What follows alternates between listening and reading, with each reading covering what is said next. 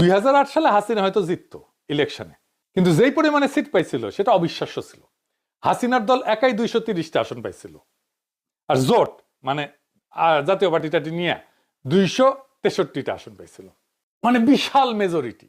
এই যে সিট পাওয়ায় দেওয়া, বেশি সিট পাওয়ায় দেওয়া, প্রত্যাশার চেয়ে বেশি সিট পাওয়া দেওয়া, এটাই সিভিল মিলিটারি ব্যুরোক্রেসির ডিপ স্টেটের মোডাস অপারেন্ডি। এইভাবে কাজ করে তারা পাওয়ায় দেয়।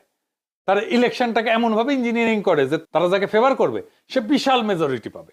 বিএনপি যে পার্সেন্টেজে কম ভোট পাইছিল 2008 সালে তা কিন্তু না, কিন্তু সিট পাইল না, কারণ একটা গ্র্যান্ড ডিজাইন হয়ে গেছিল।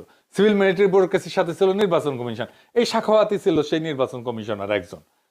সে নির্বাচন কমিশন আসনগুলোর সীমানা পুনর্নির্ধারণ করলো, এমন ভাবে করলো যেখানে আসলে নতুন আসনগুলোতে বিএনপি কম সিট পায়।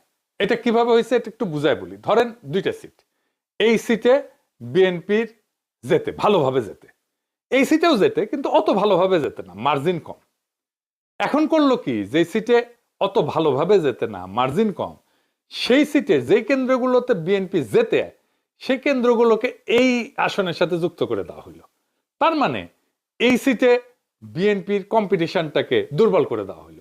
ফলে এইখানে আওয়ামী লীগ বিএনপির চাইতে বেশি ভোট পাইল, এবং ভোট পেয়ে এই আসনটা আওয়ামী লীগ নিয়ে নিল। এই আসন বিএনপির আছে, অসুবিধা নাই, এটা আছে। কিন্তু এখানে যেখানে দুটোই বিএনপি পাইতো সেখানে একটা সে আওয়ামী লীগ পেয়ে গেল। বুঝিস?